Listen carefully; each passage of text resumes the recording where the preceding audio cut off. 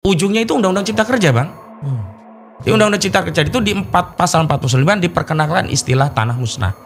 Sebelumnya di UUP nggak dikenal istilah tanah musnah. Yang masuk ke tanah musnah dulu nih, kita selesaikan dulu sini. Ini menarik tanah musnah, cuman tunggu di belakang di ujung. Nah, dia jahat sekali Aguan itu, perampas tanah. Nah, pakai namanya Ali Hanafi Ali Jaya. Dan hari ini yang dia ingin kuasai bukan hanya tanah di daratan, bahkan di laut. Kalau di laut modus operandinya, Banten bukan Singapura dan tidak akan pernah menjadi Singapura. Karena terakhir statement Nono Sampurna memang ingin membangun PIK 2 itu seperti Singapura gitu.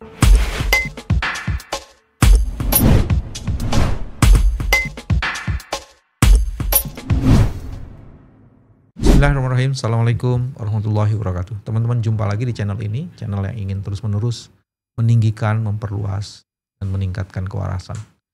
Dan hari ini kita tahu ada di sebagian wilayah kita yang terus-menerus diserbu, disandra, dan menjadi huru-hara karena ada banyak tekanan yang dilakukan oleh berbagai pihak untuk merampas hak milik mereka, bagiannya tentu saja tanah.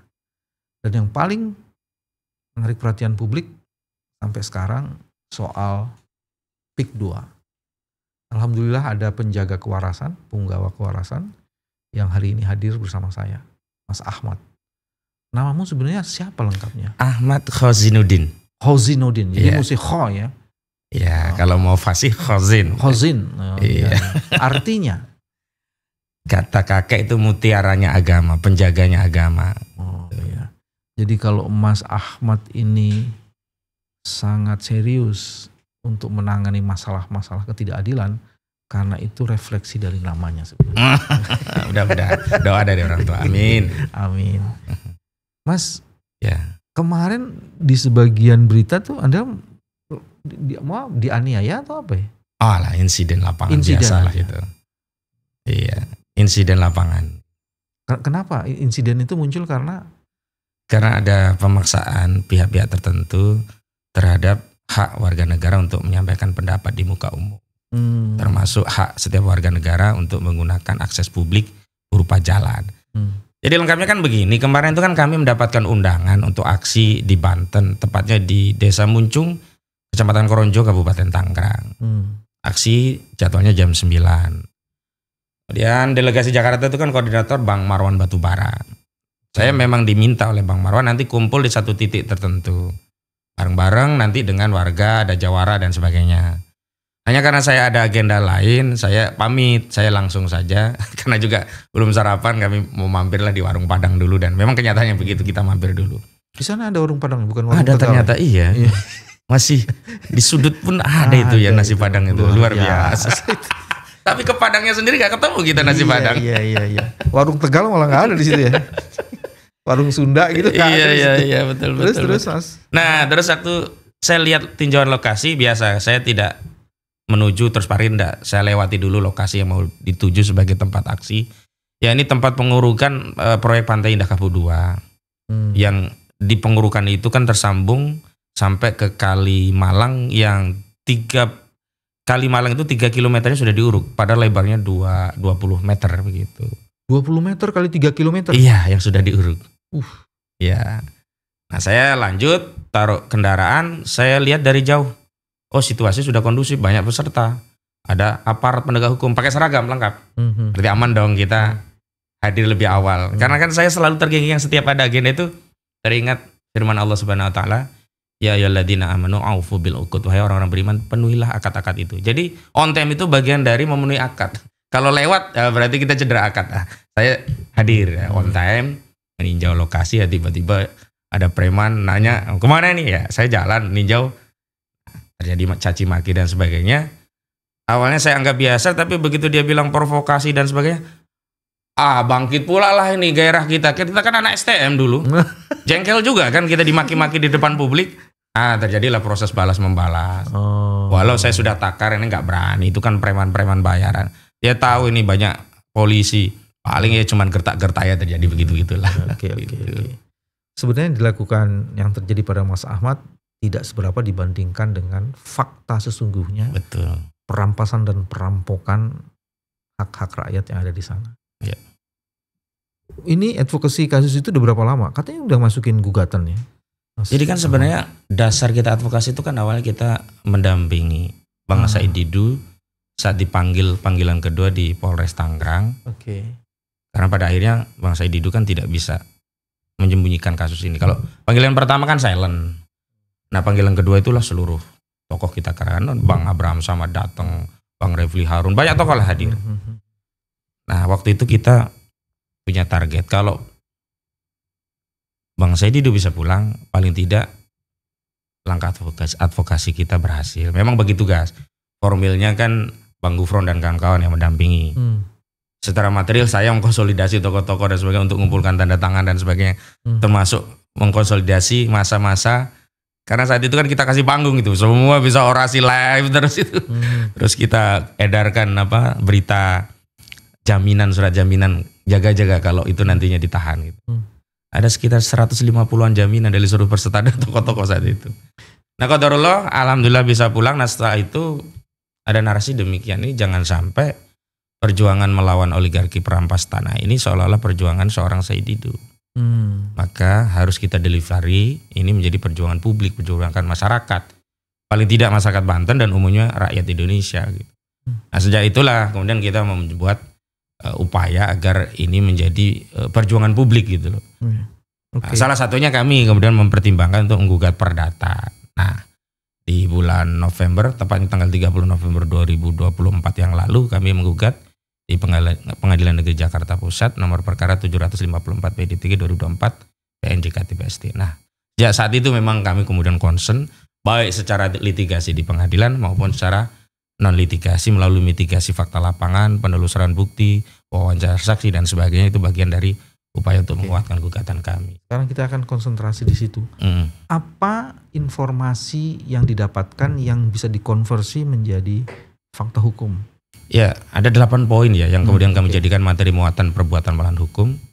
Poin yang pertama itu adanya penyelundupan hukum status PSN ini seolah-olah terjadi di seluruh kecamatan yang saat ini terjadi pembebasan lahan proyek PSN PIK 2. Padahal PSN PIK 2 itu hanya di 1.755 hektar. Dan itu di kecamatan mana? Itu pun sampai sekarang tidak ditunjuk lokasinya di mana. Jadi di PSN itu digambarkan secara kabur. Ya. Nah, biasanya kan lokasinya kan harus strictly di sini gitu kan. Iya. Belakangan baru ditunjuk itu di daerah Kosambi, belakangan. Tapi dulu nggak pernah disebut. Makanya ketika kita tanya masyarakat, kenapa Pak lepas? Loh kami takut Pak. Ini kan PSN, proyek negara. Kalau kami melawan nggak jual, toh akhirnya digusur. Dan metodenya itu bukan terjadi kontraktual, negosiasi tanya. Ada satu sawah yang hampir panen, langsung diuruk. Pemiliknya nggak tahu siapa yang nguruk. Lalu dia konfirmasi ke kelurahan, ke desa lah karena di sana kan kabupaten. Baru kemudian oleh kepala desa Kades, oh ini ada pengganti dari PIK 2 dari Agung Sedayu. Berapa? 50.000. Ya sebenarnya nggak ridho dengan 50.000, tapi mau apa lagi? Dan sampai sekarang itu pun baru dibayar separuh gitu. Artinya memang narasi PSN ini memang diselundupkan ke seluruh wilayah seolah-olah proyek Agung Sedayu ini adalah proyeknya negara begitu loh. Narasi PSN itu dijual. Dan negara tidak pernah menjelaskan secara detail di mana batas atau lokasi wilayah dari PSN itu sehingga kemudian masyarakat jadi ditipu lah, dimanipulasi kan. Terakhir kan kemudian negara, katakanlah kalau negara kita kan representasinya kan pejabat publik, dalam hal ini kan Menteri Koordinator Bidang Ekonomi Erlangga Hartarto. Hari ujung-ujungnya dia mengklaim bahwa itu PIK 2 nggak ada PSN. Begitu. Memang benar PSN-nya itu diberikan kepada perusahaan, saya lupa namanya. PT-nya itu bukan PIK 2, bukan PT Pantai Indah Kapuk 2, bukan PANI. PT yang lain. Tapi ini adalah strategi dari Agung Sedayu yang dia membentuk sejumlah anak usaha yang terafiliasi. Contoh SHGB dan SHM yang ada di laut. Belakangan baru diakui oleh Agung Sedayu ada 2 perusahaan yang terafiliasi dengan Agung Sedayu yang punya SHGB di laut. Sebelumnya kan nggak pernah diakui. Memang mereka tidak pernah membuat rencana bisnis itu dikerjakan oleh satu PT. Ada beberapa PT, layer-layer. Termasuk ini contoh pembebasan lahan. Pak Bambang, pembebasan lahan itu nggak beli langsung dengan PT PIK. Melalui layer-layer. Pertama kepada individu tertentu, calo-calo, langsung masuk ke PT. Baru PT ini masuk ke PT PANI, Pantai Indah Kapuk 2. Makanya mereka, ya persis kalimat yang saya kutip, seperti yang Aguan sampaikan di Tempo. Kami nggak tahu kalau di bawah itu ada mafia, yang jelas kami beli legal gitu. Iya benar, dia memang nggak melakukan itu di lapangan, tapi ujung dari proses perampasan tanah itu, babak akhirnya tanah itu siapa yang pakai? Agung Sedayu. Jadi kalau kita bicara tentang kejahatan, oke, dia mengklaim bukan pencuri motor, tapi ujungnya yang nerima barang ya curian itu siapa? Agung Sedayu. Maksudnya pencurinya beda dengan penadahnya? Ya penadahnya beda. Memang dia merasa. Nah, saya pernah ketemu satu kasus waktu itu pakai anak usahanya Agung Sedayu Group, namanya PT Sedayu Sejahtera Abadi. Dia berdalih dia pembeli beritikat baik, beli dari PT BMJ Bangun Marga Jaya 1 hektar tanah punya klien saya. Tapi PT Bangun Marga Jaya itu ya Agung Sedayu. Kenapa? Begitu tanah itu menjadi perumahan kompleknya Agung Sedayu, PT ini hilang. Memang sengaja dibentuk sebagai layer. Kalau kita bicara TPPU itu ada tindak pidana pencucian uang. Kalau ini tindak pidana legalisasi perampasan tanah dengan membentuk sejumlah korporasi biar sampai di akhir dia nggak ada kaitan. Makanya dia tidak pernah tersentuh hukum. Karena apa? Di akta perusahaan-perusahaan yang di bawah ini nggak ada nama Agung Sedayu, itu nama Aguan nggak ada. Makanya khusus di kasus PT Sedayu Sejahtera Abadi yang TKP itu lokus deliknya di 2006 yang lalu, dia mau nggak mau kena. Karena dia salah satu pemegang saham, bahkan anaknya namanya Alexander Halim Kusuma sebagai direksi. Yang sampai saat ini kasusnya dipetieskan oleh Barreskrim. Bukan di SP3 ya, dipetieskan. Kasus apa ini? Ini kasus tanah yang lain untuk memberikan contoh bagaimana cara dia merampas. Sama-sama korban perampasan tanah. Nah, kalau yang di mana di Kabupaten Tangerang yang PIK 2 ini, caranya hampir sama. Bahkan modusnya juga sama. Modus utamanya adalah dia melakukan perampasan dengan by law, dengan secara hukum. Jadi dia menciptakan dulu sertifikat, ya tentu saja kerjasama dengan BPN. Makanya kalau ada orang ingin tahu di mana sih akar masalah mafia tanah, ya di BPN. BPN itu mafia, sarang mafia tanahnya. Nah, sertifikat ini yang digunakan untuk mengusir pemilik tanah yang asli. Lu mau jual nggak? Kalau nggak ya kita taruh pengadilan. Ini gua punya sertifikat. Bahkan nggak pakai itu lagi, langsung diuruk. Kenapa? Karena merasa dia punya legitimasi hukum dari sertifikat yang dia bikin ini. Coba bayangkan, apa mungkin ada 900 hektar hanya dikuasai oleh 3 individu. Ada namanya Gojali, Freddy, Henry. Ini orang-orangnya Ali Hanafi Lijaya. Ali Hanafi Lijaya ini adalah orangnya Aguan. Dan materi terkait perampasan tanah juga masuk di gugatan kami, termasuk perbuatan melawan hukum. Karena terjadi manipulasi, ya intimidasi, sehingga mau tidak mau akhirnya masyarakat tak berdaya, ya terima saja lah 30.000 daripada nggak sama sekali. Oke, coba kita mulai identifikasi modus operandinya. Yang pertama di laut dulu kita ya. Boleh, kita darat dulu. Darat dulu. Setelah itu baru kita kuasai laut. Yang pertama adalah wilayah-wilayah itu tiba-tiba diuruk. Cuman sebelum diuruk, PSN dibesar-besarkan dulu gitu ya. Oh, ini wilayah PSN, ini wilayah PSN. Yang pertama PSN. Rencana bisnis mereka seperti apa. Kemudian ada peta tapak yang mereka siapkan seperti apa. Nah, tanah yang masuk rencana bisnisnya mereka itulah baru mereka lakukan upaya untuk menguasai. Tahapan menguasai pertama apa? Secara hukum. Membuat sertifikat seolah-olah menguasai tanah itu. Setelah punya sertifikat, baru dia ada sebagian yang bernego, mau jual nggak? Kalau nggak kita bertarung. Kalau ada juga sebagian yang langsung diuruk. Dalihnya apa? Karena secara de jure kami punya sertifikat. De facto siapa yang dipakai untuk menguasai? De facto preman-preman. Saya nggak mau sebut preman ini. Koordinator terkenal lah se-Indonesia, se-Nusantara preman ini. Dia yang kemudian ngusir orang-orang yang ditambak, ngusir orang-orang yang ada di sawah, dia pasang pelang. Kemudian dalihnya apa? Tanah ini kami kuasai berdasarkan sertifikat AJB ini dan kiri ini atau AJB ini dan sertifikat ini. Padahal ini bikinan mereka. Jadi secara de jure dia kuasai dengan apa namanya alas hak yang mereka ciptakan. Secara de facto dia kuasai dengan preman. Nah, kalau terjadi ya upaya hukum, dia udah siapkan itu di pengadilan. Mafia di pengadilan. Gak ada yang pernah menang perkara di Pengadilan Negeri Tangerang melawan Agojali, Freddy dan Hendry. Semuanya kalah, bisa dicek di pengadilan. Karena udah mereka siapkan juga. Jadi yang nunggui perkara di kepolisian untuk kepentingan kriminalisasi sudah ada. Yang nunggu di pengadilan sudah ada. Makanya sekarang masyarakat enggan mengambil upaya hukum di pengadilan. Kenapa? Begitu menggugat malah melegitimasi pencabutan status mereka. Baik di petun mereka nggak mau. Makanya di sekarang ini Pak Bambang, banyak yang berharap ini. Kasus ini membongkar, menjatuhkan Aguan sehingga apa? Hak mereka bisa kembali. Karena mereka udah nggak percaya kalau pakai proses hukum. Kok jadi menjatuhkan Aguan itu kok emang jadi Iya dia jahat sekali Aguan itu. Merampas tanah. Nah pakai namanya Ali Hanafi Alijaya. Dan hari ini yang dia ingin kuasai bukan hanya tanah di daratan, bahkan di laut. Kalau di laut modus operandinya orang-orang desa entah bikin girik palsu, ada yang girik di tempat lain seolah-olah lokasinya ditaruh di laut. Mereka kemudian kerjasama, ada jasa surveyor seolah-olah itu benar, dicek secara formil, nanti bisa ditingkatkan SHGB-nya atau SHM-nya di BPN. BPN hanya ngecek, oh ada pihak surveyor, oh ada transaksi jual belinya, oh ada pajak masuknya, semua udah lengkap secara formil. Nah ada satu kejadian, saya dapat keterangan dari saksi. Sempat saat pengukuran yang di darat nih ya, ini sebagai contoh bagaimana mereka menguasai. Ada petugas ukur BPN tuh sempat enggan mengukur. Apa yang membuat dia enggan? Masa Pak segini luas, punya tanah cuma satu orang, udahlah kamu ukur aja, gak usah banyak tanya gitu, kata atasan dia. Makanya kemarin ada salah satu saksi bilang ke saya, Bang, tolong Bang kalau ini kasus ini diangkat semuanya. Tukang ukur di lapangan jangan dibawa-bawa, kasihan mereka Bang. Mereka hanya menjalankan perintah gitu di BPN.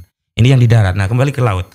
Di laut itu setelah diterbitkan, ternyata ini diawali dengan kebijakan. Ujungnya itu Undang-Undang Cipta Kerja Bang. Di Undang-Undang Cipta Kerja itu di pasal 49 diperkenalkan istilah tanah musnah. Sebelumnya di UU PA nggak dikenal istilah tanah musnah. Yang masuk ke tanah musnah dulu nih, kita selesaikan dulu sini. Ini menarik tanah musnah, cuman tunggu di belakang di ujung. Nah itu juga modus operandi. Nanti kalau yang terakhir kan exit strategi yang saya bilang. Nah modus operandi dibuat kebijakan, diperkenalkan istilah tanah musnah. Setelah di Undang-Undang Cipta Kerja, Undang-Undang Nomor 6 Tahun 2023, di pasal 49 diatur tanah musnah, diturunkan dalam bentuk PP Nomor 18 Tahun 2021. Diatur di ketentuan pasal 1 angka 33 definisinya. Kemudian rincian tentang tanah musnah diatur di pasal 66 PP 18 2001. Kemarin ketika ada orang mengatakan tanah musnah kok seolah-olah setuju, keliru. Kenapa? Karena di PP tadi tanah musnah tadi bisa jadi dasar legitimasi bagi pemegang hak terhadap tanah musnah tadi untuk melakukan reklamasi atau rekonstruksi. Sehingga kalaupun ya sertifikat di laut ini nantinya kemudian ketahuan secara material dan faktual salah, ya nggak apa-apa. Kenapa? Karena sudah diakui itu sebagai tanah musnah. Dengan demikian dia punya hak untuk merekonstruksi atau reklamasi sesuai dengan ketentuan pasal 66. Bahkan bukan itu saja Bang. Pasal 66 selain dia punya hak mereklamasi, juga punya hak dapat uang kerohiman juga. Udah ngerampas laut, dia minta uang kerohiman gitu. Saya mau berhenti di situ dulu, saya coba nyimpulin. Pertama, kejahatan yang paling sistematik, terlengkap, dan well prepared itu terjadi di wilayah yang disebut sebagai wilayah yang diberikan PSN untuk PIK 2. Gitu ya. Betul. Jadi itu hampir seluruh modus operandi kejahatan itu bisa terjadi di situ. Satu itu. Kenapa modus operandi itu begitu dahsyat? Karena dia melibatkan begitu banyak orang. Dan seolah-olah ini sudah diorkestrasi dengan konduktor yang luar biasa. Tadi dari cerita Mas Ahmad itu disebutkan satu lembaga penegak hukumnya sudah dikuasai. Premannya sudah dikonsolidasi. Gitu ya. Terus sudah gitu aparat-aparat juga menjadi bagian dari instrumen. Betul. Dari para pihak ini. Terus sudah gitu ada cara juga. Mereka sudah mendapatkan legalisasi. Jadi ini legal criminal ya kayak gini nih. Iya, ya betul, kan? Legal criminal. Dia sudah ada alat penguasaan haknya itu sudah dimunculkan lebih dulu. Dengan penguasaan hak itu dilakukan proses santunan atau tekanan. Atau kombinasi dari keduanya. Yang mau diajak nego, dia nego. Kalau enggak langsung diuruk. Atau ada teror. Semacam itu. Dan itu terjadi sangat sistematis sekali. Teman-teman, itu terjadi di wilayah yang tidak jauh dari pusat kekuasaan.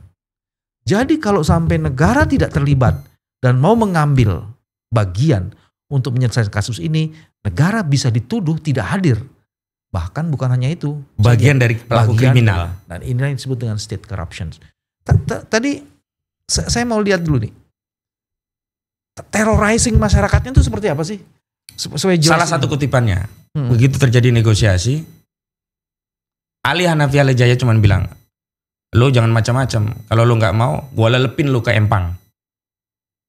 Itu explicitly ada orang yang membuat pernyataan kayak gitu? Iya, Ali Hanafi Ali Jaya kepada saksi yang kami temui ketika negosiasi terjadi alot. Kan begini, tanah itu kan awalnya diinformasikan ditawar 200 dari Ali Hanafi Ali Jaya, orangnya Agung Sedayu. Kemudian orang tadi menginformasikan kepada pemilik. Pemilik mengatakan sebenarnya nggak mau karena pasaran di situ 400 dan sebagainya, tapi dia tahu ini ngelawan orang besar. Ya sudahlah 200. Oke 200. Begitu oke 200 kata Ali apa? 200 kan kemarin, kalau sekarang nggak bisa 150. Loh kok 150? Iya 200 itu kemarin. Lah ini kan bingung, baru menginformasikan ke pemilik kan. Begitu sampai lagi ke pemilik turun 150. Loh kok 150 kemarin kan 200.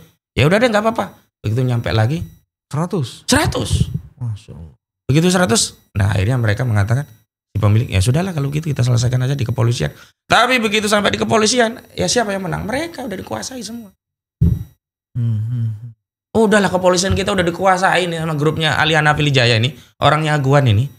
Nggak ada kedaulatan institusi kepolisian kita kalau untuk masalah untuk yang berkaitan dengan PIK 2 gitu. Makanya saya sudah berkali-kali, ini kayaknya nggak bisa selesai kalau belum Pak Listio ini diganti. Karena ada semacam apa ya, Iwa Pekiwan atau apa ya jasa. Karena kan pernah ada riwayat Makobrimob di PIK 2 itu dibangun berdasarkan tanah hibah dari Agung Sedayu. Apa nggak kejauhan tuh Pak Listio tiba-tiba ditarik masuk di situ? Iya, karena sekarang kapolnya Pak Listio. Coba Bang bayangkan sampai hari ini, jangankan aktor intelektualnya, aktor pemagarnya saja nggak ketemu. Ini udah 3 pekan loh kita dengan sumber daya yang luar biasa. Biasanya kasus terorisme sebentar udah ketahuan. Oh ini sel sana, sel sini, jaringan ini, jaringan sana gitu. Ini udah 3 pekan Bang. Oke. Apa bentuk terrorizing lainnya yang? Teroris yang lainnya? Ada yang 6 bulan nggak berhasil nego, ditongkrongin rumahnya. Akhirnya karena sampai 6 bulan ini dilepas. Preman yang nongkrongin kan? Preman. Bukan aparat kan, preman? Bukan. Aparat itu nanti digunakan kalau sudah terjadi kriminalisasi, nah dipakai lah. Ditekan, akhirnya terjadi transaksi. Ada juga yang kuat, nggak mau transaksi, ya masuk dulu. Ada yang 3 tahun. Misalkan Agus Gunawan, itu orang Tanjung Pasir, kena 3 tahun dia. Jadi sudah banyak juga yang dikriminalisasi. Insya Allah Pak Bambang coba turun deh. Saya jadi dengar ceritanya ngeri. Ini apa di Indonesia atau di negara antah berantah gitu loh. Sekarang ini kenapa mereka baru berani bersuara? Karena melihat, oh banyak sekali dukungan, banyak yang bersuara, banyak yang berani. Sebelumnya mereka mencekam, sampai mohon maaf, saya tidak sebut nama ya. Dulu ada seorang aktivis membela mereka, mereka semangat. Di ujung-ujung aktivis ini pindah, ikut membela Aguan. Jadi awal-awal ketemu kami itu juga ngedon, khawatir. Ini jangan-jangan berjuang sama aja kayak kemarin gitu loh. Sampai mereka melakukan evaluasi dan penilaian selama beberapa hari sampai beberapa bulan. Ya udah kan kami udah 2 bulan lebih sekarang. Akhirnya ini bangkit lagi. Terutama kiai-kiainya di sana. Misalkan kami kan nggak hanya mengkonsolidasi wilayah, tapi termasuk sampai ke tokoh-tokoh ulama yang kami datang ke Sultan Banten, Kiai Haji Fathul Adzim, tokoh-tokoh pergerakan. Dan sekarang situasi suasana kebatinan di sana dan situasinya itu sudah merasa bahwa mereka dijajah Banten ini. Sampai waktu kami ke Kesultanan Banten itu ada spanduk besar mengatakan gini redaksinya. Banten bukan Singapura dan tidak akan pernah menjadi Singapura. Karena terakhir statement Nono Sampurna memang ingin membangun PIK 2 itu seperti Singapura gitu. Jadi kalau saya mau dibangun seperti Singapura kah, seperti Dubai, gak ada masalah sepanjang asas industri properti itu dibangun secara legal, secara benar. Tapi kalau asas industri produksi dibangun dengan merampas tanah rakyat, merampas tanah negara yakni laut, siapa yang mau menerima pembangunan model begitu gitu? Ini kalau dilanjutin dengan kesadaran masyarakat yang sudah naik, meningkat, itu kan pasti mereka akan menggunakan jurus baru kan. Nah, kira-kira apa tuh jurusnya? Jurus baru itu indikatornya diantaranya terbaca pada statement 2 menteri. Oke. 1 menteri ATR Kepala BPN Nusron Wahid. Coba kita sekarang bahas itu. Ya, yang kedua Menteri Sakti Wahyu Trenggono. Yang pertama, ya. Saat datang ke desa Kehot, Nusron Wahid, videonya viral, menyatakan demikian. Saya nggak mau berdebat dengan kepala desa, ini saya Arsin kan.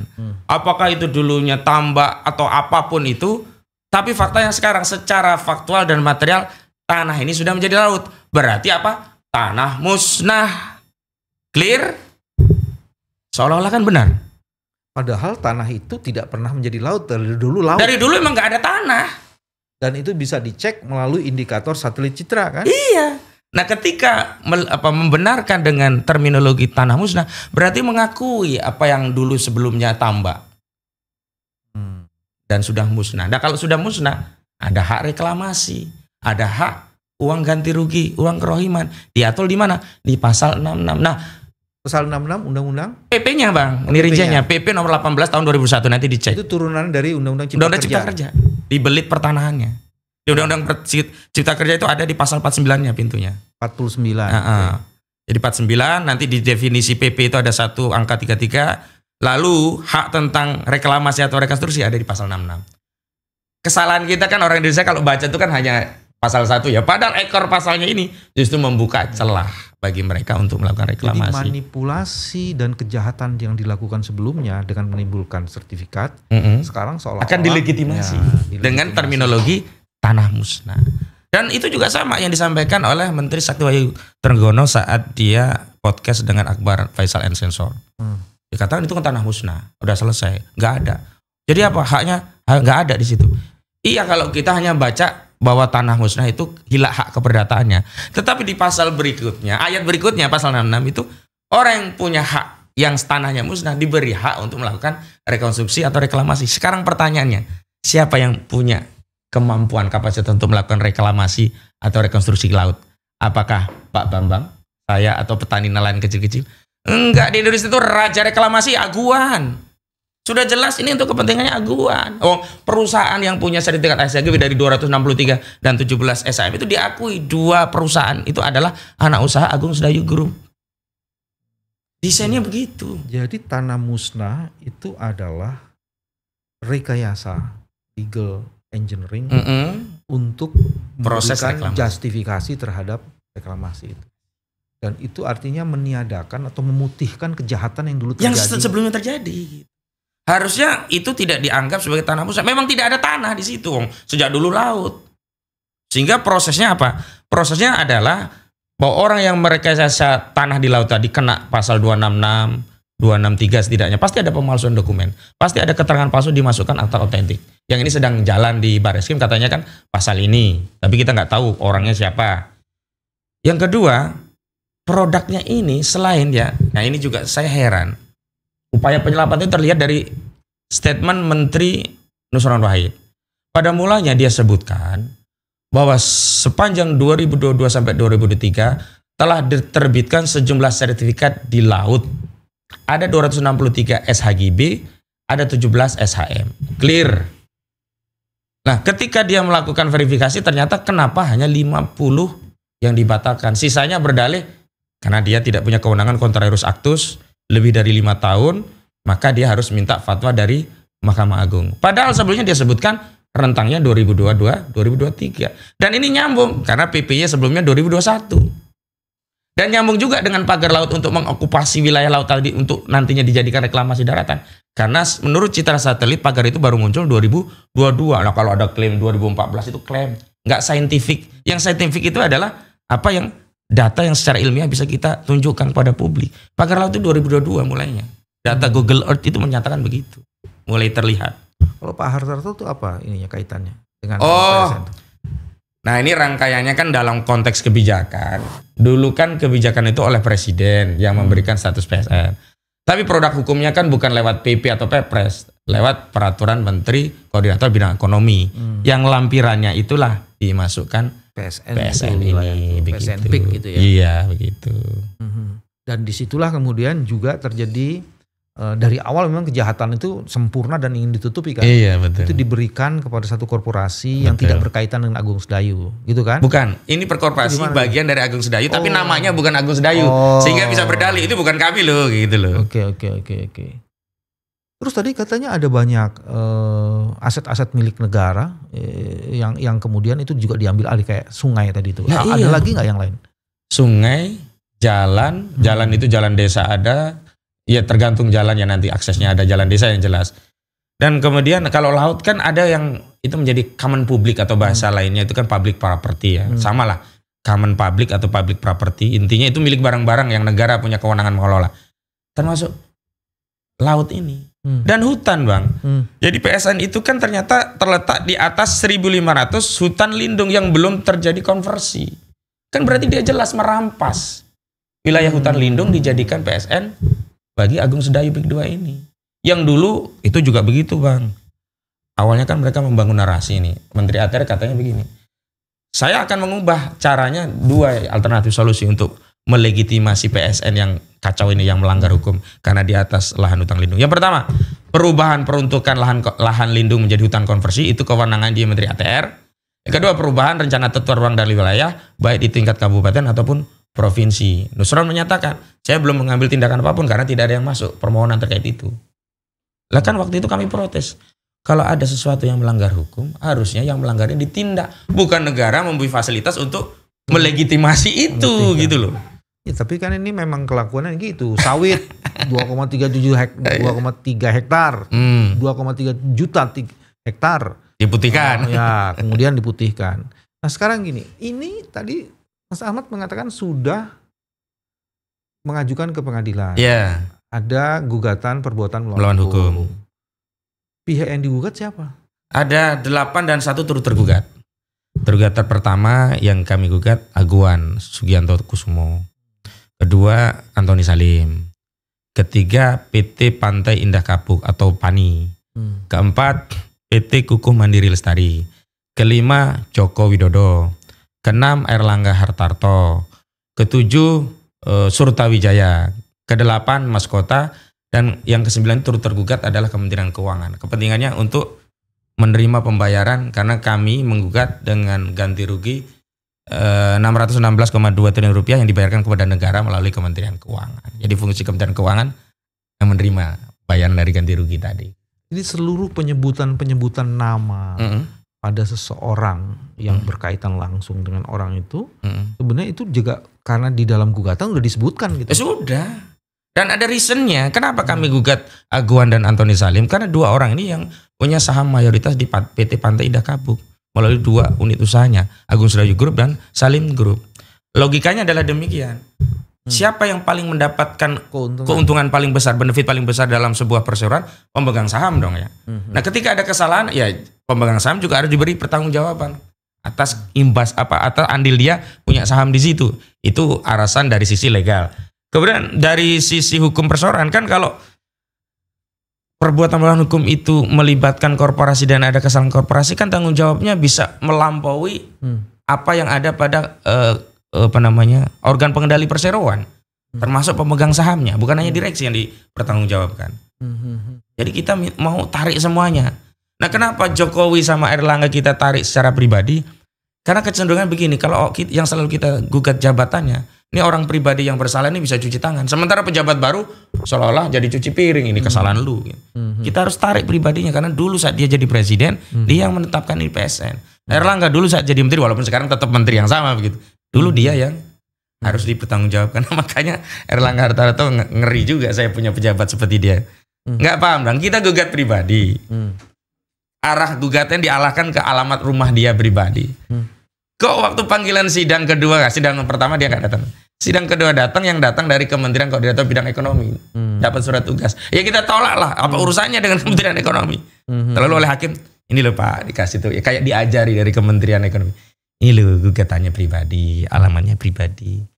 Jadi surat kuasa ya harus dari pribadi Pak Erlangga, bukan dari surat tugas Kementerian Keuangan. Karena ini bukan tugas negara, ini bukan urusan negara. Kamu nggak bilang lu penyalahgunaan jabatan? Udahlah, teriak-teriak itu biasa. Bahkan kita bilang, lu goblok amat sih kira-kira begitu kan. Nggak ngerti amat. Cuman kan pejabat kita begitu. Nggak peduli dengan suara di masyarakat. Bodoh amat lah, yang penting punya kewenangan begitu loh. Coba sekarang mereka, apa yang mereka lakukan untuk menyelesaikan persoalan yang sudah kisruh ini? Diam aja mereka. Sekarang ada beberapa fakta kan di lapangan. Satu, proses ini masih terus berjalan. Terus. Artinya terrorizing juga kemungkinan. Oh, kalau yang teror sudah agak turun banyak sekarang. Turun. Banyak. Makanya sekarang berani bersuara. Saksi-saksi kan sekarang mau diambil keterangan, divideokan untuk ya. kepentingan pembuktian di persidangan dan juga kepentingan untuk meluruskan narasi di tengah masyarakat. Karena kan sekarang banyak orang nggak tahu, nggak ngerti apa-apa, ikut ngomong kayak Abu Janda, Pak Prabowo pagar dibuat oleh nelayan, jangan percaya Pak Prabowo kalau dibuat, itu kan ngerusak itu. Nah makanya ada dua kepentingan, selain kami siapkan untuk di pengadilan, kami edarkan juga di publik agar tahu. Masa masalah tanah ditutup pun mereka nggak ngakui. Tanah apa tadi? Tanah sungai di Uruk pun dibantah, kan kebangetan. Makanya kita buat video di atas sungai yang di Uruk. Jadi terrorizing sudah tidak terjadi dengan cukup masif, tapi masih ada. Masih. Terus kedua, sekarang kemungkinan besar itu akan diubah peta masalahnya, konfliknya menjadi konflik horizontal karena ada kelompok-kelompok lain yang dihidupkan dan dibiayai untuk menghidupkan ini. Untuk mengatasi itu apa? Ya kami tentu saja meminta negara hadir kan. Kita ini kan rakyat. Kita nggak punya kewenangan, nggak punya senjata, nggak punya kewenangan. Setelah itu yang ketiga, akan ada media-media yang melakukan counter attack bahwa itu nggak benar. Jadi akan ada perang nih di media ini dan mereka punya kemampuan besar kan untuk memproduksi berbagai macam berita, cerita untuk di media sosial. Kalau sekarang udah kalah mereka. Seluruh media mainstream pun sekarang sudah bicara kebenaran. Saya hadir di beberapa TV, di Bang Karni Ilyas, di ILC saya juga hadir. Dan semua narasi mereka semua terbantahkan sekarang. Kenapa? Karena ada keterlibatan publik seolah-olah ini perkara mereka dan mereka bersuara di sosial media. Gak kebendung ini Bang. Gak kebendung. Mereka langsung bikin video sendiri. Saat dampak daripada PIK itu pengurukan ada banjir, mereka juga video banjirnya mereka. Ini gara-gara PIK nih kami banjir. Kalau gitu sebenarnya melalui channel ini kita juga bisa. Nah ini membantu juga alhamdulillah ini. Menghimbau seluruh masyarakat yang merasa dirugikan. Maka dia harus mengemukakan itu melalui media-media sosial. Jadi dengan begitu masivitas informasi bahwa kejahatan itu sudah berlangsung secara sistematis itu terjadi. Terus yang lainnya, kan ada pemain-pemain yang sebagiannya itu adalah bagian dari kekuasaan. Mereka bekerja secara sistemik. Ada kepala desa di situ, ada aparat di situ, ada ASN di situ. Untuk yang itu gimana tuh? Indikator pemain itu dua yang bisa kami baca. Pertama, yang aktif membela dengan narasi-narasi yang melegitimasi apa yang mereka inginkan. Itu yang di garis depan tuh. Garis depan. Yang kedua setidaknya mengambil sikap diam. Itu juga bagian dari pemain. Karena kalau dia bukan pemain pasti dia bersuara. Karena nggak mungkin nurani yang nggak terusik dengan melihat orang yang tanahnya dirampas, nggak dibayar.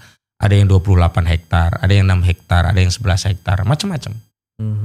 Nah, cuman bagaimana peta ujung daripada pertarungan ini? Baliknya memang ke kekuasaan. Kekuasaan atau negara ini mau berpihak kepada siapa? Kalau dia berpihak kepada oligarki, nggak ada nilai upaya kita di pengadilan itu. Kita tahu sendiri. Kekuasaan pengadilan itu subordinat lembaga kekuasaan. Kan hukum produk politik. Otoritas politik itu di atas otoritas hukum. Norma hukum pun dibuat oleh otoritas politik. Makanya kami tidak melihat pengadilan itu sebagai sarana untuk mencari keadilan secara direct, enggak. Tapi paling tidak menjadi sarana untuk mengungkap ini ke publik. Tapi kami punya landasan hukum karena kita sedang melakukan aktivitas pro justisia sehingga kami tidak bisa dikriminalisasi. Karena kan kita tahu sekarang ini kan orang yang memperjuangkan keadilan, membela yang benar malah kena potensi kriminalisasi. Harus kita antisipasi juga yang begitu-begitu. Kalau begitu sebenarnya saya menduga ada 3 hal yang sekarang akan terjadi. Nanti dibuka sedikit-sedikit ya. Pertama, dibangunlah satu legal justification hukum yang seolah-olah ini jalan keluar. Tapi sebenarnya ini adalah jebakan. Iya, betul. Tadi sudah dijelaskan. Salah satunya adalah tanah musnah. Betul. Jadi itu mungkin bisa terjadi dan akan terjadi kampanye terus-menerus untuk melegitimasi ini. Dan akan ada ruang-ruang publik yang disediakan oleh mereka, diisi oleh orang-orang bayaran untuk mengkampanyekan ini. Betul nggak kira-kira? Betul. Tepat sekali. Oke, itu bagian pertama itu. Terus bagian yang kedua akan ada benturan. Konflik-konflik horizontal yang direkayasa. Seolah-olah kemudian ini ada kelompok-kelompok yang sebenarnya dia ikhlas, rela tanahnya diambil alih. Cuman ini ada provokator-provokator nih yang menyebabkan ini. Jadi konflik itu diciptakan. Betul. Betul nggak kayak gitu? Betul. Dan di antara strategi yang kedua, Saya di lapangan sudah mulai ada korban-korban itu dihubungi langsung oleh orang-orang mereka mau diselesaikan langsung. Saya bilang begini, kalau dia mau maksudnya apa diselesaikan langsung? Ya yang belum dibayar-bayar tadi. Oh, yang tadinya tanahnya dari 200.000 betul. jadi 150 jadi 100.000. Betul. Saya bilang begini, kalau mau diselesaikan dibayar itu rezeki kalian, silahkan. Saya bilang begitu. Tapi kalau setelah itu kalian bikin video, jangan, berarti kalian berkhianat pada yang lainnya. Karena kalian setelah terima duit, kalian memikirkan diri sendiri, tapi nggak memikirkan yang lainnya. Terima diam silahkan. Tapi kalau terima ikut, terima kasih Agung Sedayu, kami sudah, itu pengkhianat itu jadi antek itu. Kami antisipasi semuanya bang, karena nggak mau. Sempat beberapa kali saya dihubungi untuk ketemu dengan korporasinya. Saya kan nggak mau. Saya sudah bilang begini, hari ini saya hanya mau diselesaikan oleh negara.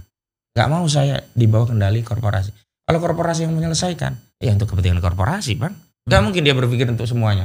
Dan saya nggak mau juga, ada orang-orang beberapa merintil nih minta lewat saya diselesaikan. Kalian ini tahu saya punya kepentingan pribadi, sedangkan kita sedang memikirkan kepentingan rakyat semuanya. Kalau ini yang merintil maju, begitu mereka selesai, saya nemui, ini pasti udah nggak mikirin yang lainnya. Itu karakter kita kan begitu kepentingannya selesai kan nggak mau berjuang. Nah saya nggak mau gitu, saya mau fokus dulu negara hadir. Begitu segera negara setelah hadir, melakukan audit menyeluruh, negara yang menjadi mediator untuk menyelesaikan, nah salah, itu aman begitu. Yang ketiga, proses ini akan di slow down, diulur-ulur, dibuat sampai lupa, sampai napasnya habis. Ya, dia bilang, oke saya ambil alih. Ya, mana ambil alih, cuman nggak pernah diselesaikan juga. Iya. Jadi membuat seluruh proses ini mengalami turn down, turun, sehingga kemudian tidak mendapatkan perhatian publik lagi, dan kemudian ciptakanlah masalah-masalah baru yang akan menutup kasus ini. Kayak gitu juga gak sih terjadi itu? Dan hari ini kan sebenarnya sudah terjadi kayak melon. Gas melon itu kan masalah dibikin sendiri, selesaiin sendiri. Dibikin sendiri apa? Bikin aturan gak boleh diecer. Begitu rame, kembali boleh ngecer. Itu masalah dibikin-bikin sendiri. Bukan masalah yang timbul karena keadaan ya. Masalah dibikin-bikin sendiri, diselesaikan sendiri, jadi pahlawan sendiri gitu loh. Ini memang diantara yang umum atau menjadi semacam template ya kalau menghadapi kasus-kasus besar kan begitu, pengalihan dengan beberapa kasus receh. Kemudian nanti akan ditarik masalah yang misalnya radikalisme dan sebagainya, itu biasalah. Tapi kan begini, kami bersyukur sejak era sesmetin terbuka, meminjam istilahnya Mas Bambang ya, kewarasan publik itu yang akan memverifikasi semua informasi. Apalagi banyak yang menjadi korban. Umumnya orang yang menjadi korban atau orang yang empati dengan korban gak akan diam dengan narasi yang gak sejalan dengan nuraninya. Dia akan berjuang, mengcounter. Nah fungsi kami itu adalah mendorong, mendelivery masalah ini menjadi masalah publik sehingga yang membela itu bukan kami saja tapi seluruh masyarakat dengan caranya. Ada ya dengan like, share, komentar. Kan sekarang semua ya kalau lihat video-video yang pro Agung Sedayu itu udah habis diajar sama netizen kita. Untuk terobosan, breakthrough, apa yang mesti dilakukan oleh negara? Kita kan harus keluar dengan satu solusi atau alternatif penyelesaian. Apa yang mesti dilakukan? Saya sudah sampaikan berulang kali. Yang pertama, kalau udah begini hentikan semuanya dulu. Moratorium seluruh proses itu. Nah, setelah itu lakukan audit menyeluruh. Audit kinerja, audit keuangan, termasuk audit hukum. Kemudian selesaikan sesuai dengan apa yang menjadi hak-hak rakyat. Kalau rakyat ya memang ridho tanahnya dijual, ya selesaikan. Tapi kalau nggak ridho, kembalikan. Kalau pengembang mau membangun sesuatu, rakyat tadinya tidak ridho, kemudian dia menawarkan lebih besar, kemudian rakyat ridho, nggak apa-apa. Karena yang namanya perampasan itu kan terjadi karena apa? Mengambil tanah milik orang lain tanpa keridhoan. Itu definisi perampasan yang kami sampaikan kepada masyarakat. Mengambil tanah milik orang lain tanpa keridhoan. Baik tidak ridho karena harga, apalagi tidak dibayar harga. Artinya kalau keridhoan itu kembali, misalkan harganya dikembalikan, ya kami serahkan kepada pemilik tanah.